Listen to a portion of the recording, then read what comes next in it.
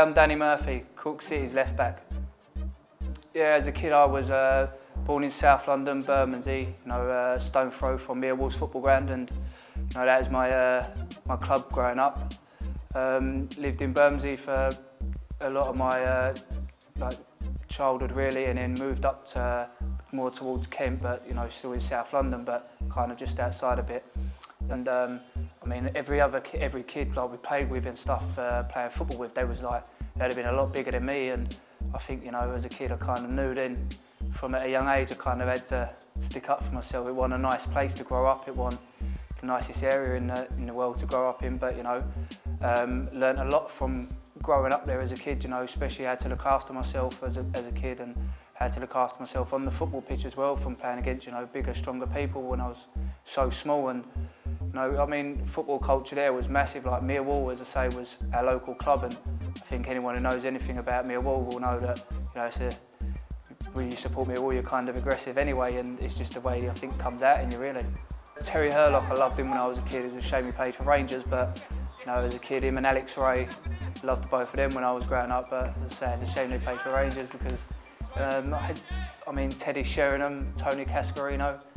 There were some great players Millwall had back in the day then. Ian Bogey was another great player. Was there some very good players at Millwall back then, and Mick McCarthy was there at the time. And yeah, Ian Dawes was there. He was a small left back, very similar to myself, and I used to love him. It was brilliant, when I was growing up. So yeah, there was a lot of good players Ben Thatcher as well. There's a lot of. Terry Hurlock would be one that stuck out in my eyes really. It was just the way he played. When I went to secondary school, I went to a school that didn't play football, and we had to play rugby. So I kind of ended up playing hooker. So I ended up getting a head punched off me then as a young kid. Then ended up playing fullback, and I kind of enjoyed that, playing out on the wing and stuff as well. So played a lot of other sports, kind of like cricket and tennis were kind of big in my school when I was growing up because we didn't have football, so had to play all the other sports then. Yeah, my grandfather's actually from Cork, and they're all down in Kinsale, so it was easy for me to move over here really because I'd been over here loads as a kid, like I told people before. Mum and Dad used to send us over for a couple of weeks to get a break away from me and my little brother when we were younger, so we've got loads of family over in Cork, and it was easy for me to move here, and it's probably the best thing I've ever done really.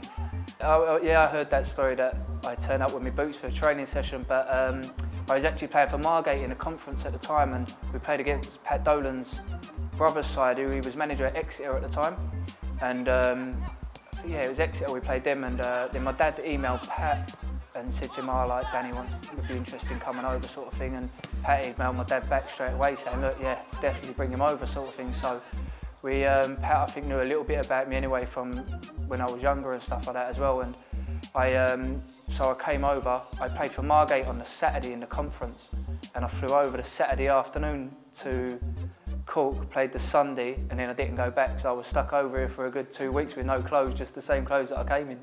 So that's where the story is really.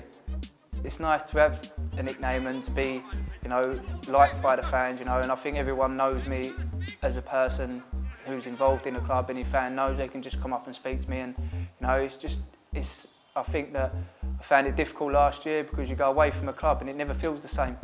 It's hard to go away from a club, and when I went to Scotland and when I've obviously went to Shamrock Rovers, and it was brilliant at Rovers, had a great time, but it still just didn't feel the same. Like whenever you lose a game, it hurts, but it don't quite hurt the same as it does when you, even if we win a game and we don't play well, it hurts here. Whereas if you win a game in another club and it don't play well, you kind of think, oh, it's all right, I've got away with that. But I know I'm going to see everyone every week, and it hurts to not be able to produce your best every week. And I think playing for Cork helps me bring out the best in me as a person and as a player. How the club's being run now is probably the best it will ever be run. It's the people here have got the complete support of every single fan, every single player. They've got the manager, all the players are behind the people that run the club. It's being run in the right way, and it's the best way this club should be run. Brian Lennox had it run in the right way. Fair play to Brian. What he done with the club was excellent. What he done, and Brian was top man, to be honest. And then you had the idiots who came in who thought that it was a way of doing whatever they wanted to do, and you know, just done it for the publicity of the club. Didn't have the club's the good intentions of the club at heart. Didn't want to produce good players. Didn't want to, you know, be successful. Just was in it for the fun of it. And now we've got some people who are running the club who are completely well organised, know exactly how the club should be running, but still learning as well. You know, and I think that's why the club's doing so well at the moment, because all the players are behind them. We understand that they're still learning, and as players we're still learning, you know, and we're a team that are young, still getting a learning process every week, and we're doing all right, and I think the whole thing's going well at the moment. In spare time at the moment, I'm a full-time dad, more or less, really. I have the small fella more or less every day, and I suppose when I do get a bit of time, you know, I do my coaching, which is a company I've started up, really, Concept for Soccer, which is going to be every Sunday, running every Sunday, hopefully every Sunday morning, teaching young kids really technical side of football. I'm not in it for the money, I'm not in it for a quick fix and quickly get some money out of it. I'm in it to try and produce some good talent. I see a lot of brilliant talent in Cork, a lot of good players come into this club, but I don't think they're coached well enough at a young age and taught the basics of the game, so that when they do come to the likes of Cork, they don't just come here and they're thrown back out again. They come here and and you're like, geez, he's got something about him. And you know, I'd want to be. That's what I want to achieve. Like, I want to be able to help and say, look, oh, I coached him when he was younger, and you know, that's one thing that I've just started up, and hopefully now working with the club, I can hopefully produce something out of that, really. And you know, that's kind of what I'll be looking to do in my spare time, really.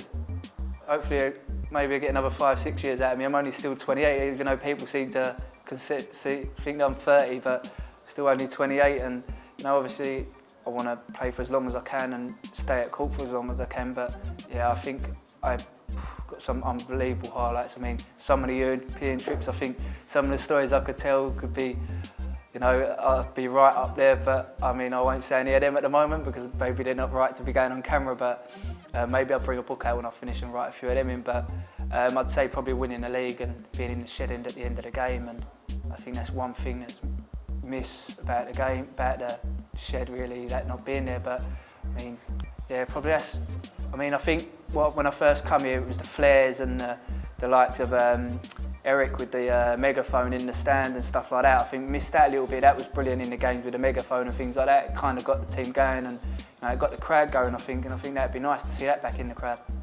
For next week's interview, I nominate Danny Murphy, and my question is, why does he come back and forth to Cork City? I think anyone knows me. I see it as my club. Like, I always loved playing for Cork. I mean, I'll get some stick off Billy Woods now, because he'd be like, oh, kissing the badge and giving it loads. But I think anyone who knows me knows I love playing for Cork, and I love everything about the club, love the city. You know, I've got a family here now, and I think, you know, no matter where I go, no matter what club I play for, I'll always end up back here, because it's where I always see myself. It's where I see my life as a footballer finishing, really, and that's what I want to do. I want to be here and finish my career here. For next week, I'll ask Graham Cummins a question, and my question is, for away trips, we want to know what you eat, because we're sick of smelling you all the way up on the bus. I'm Danny Murphy. This is Cork City, your club.